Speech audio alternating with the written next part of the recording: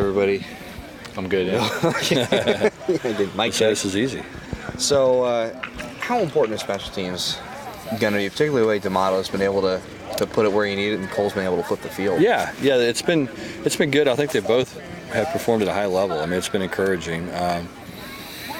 They've both been pretty consistent, so I think that's what you're looking for out of those two guys. And they're going to have to do a good job this week. Oregon's good at the return game. We're going to need to do a good job of kicking at the spots and covering and making sure that we give our guys opportunities to get down the field, because they've got a good punt returner, good kick returner, and so we've got to make sure that those guys kick the kind of balls that we can cover. After not having Barton for the better part of a week and a half, seeing him back there with the ones today, what's he showing you? Yeah, he's kind of bounced back around. I mean, he and Kyrie are kind of in a battle right now for that linebacker spot, and so we'll see. He's got a great knack for knowing where the football is.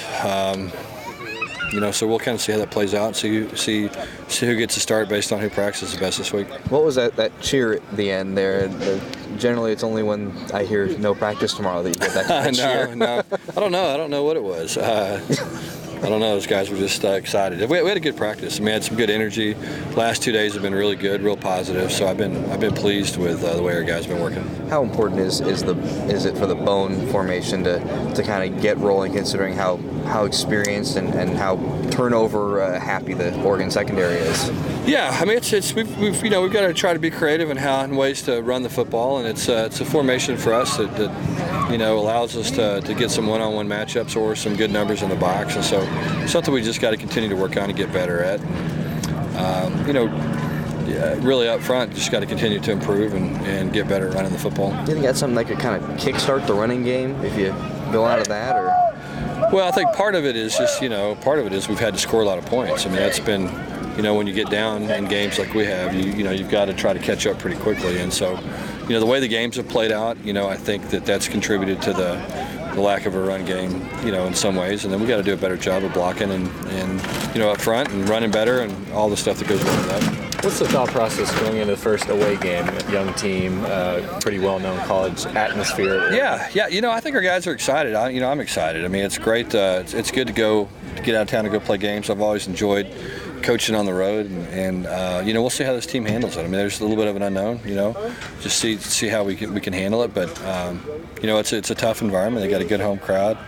They got a great record at home, and it'll be a challenge for us. But I think our guys are excited. Looking forward to getting up and playing in front of a great atmosphere, in front of really good fans, and up for the challenge. Anything you'll do to prepare for it? Maybe crowd noise? No. The way we do our stuff offensively and defensively, really, we don't need to play the crowd noise stuff, and that's part of the reason why we do that, is so we're not making a big adjustment when we go play on the road, which we're going to do half the year. And that's more because it's focused more on hand signals than verbal. Yeah, calls. Signals, and then also to the center with the snap count and all that stuff. So that's a big part of the reason why we do it. So again, you're not practicing one way all the time and then trying to practice a different way for the three days before you go play somebody. Yeah.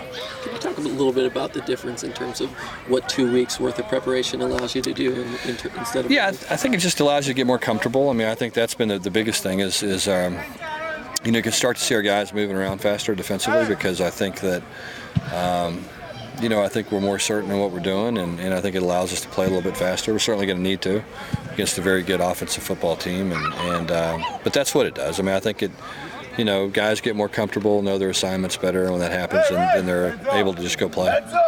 You've had a lot of true freshmen contribute this year. Obviously, a lot of it was kind of due to some of the injuries. Is this probably the most you've had? I think it's 7 that have seen playing time already.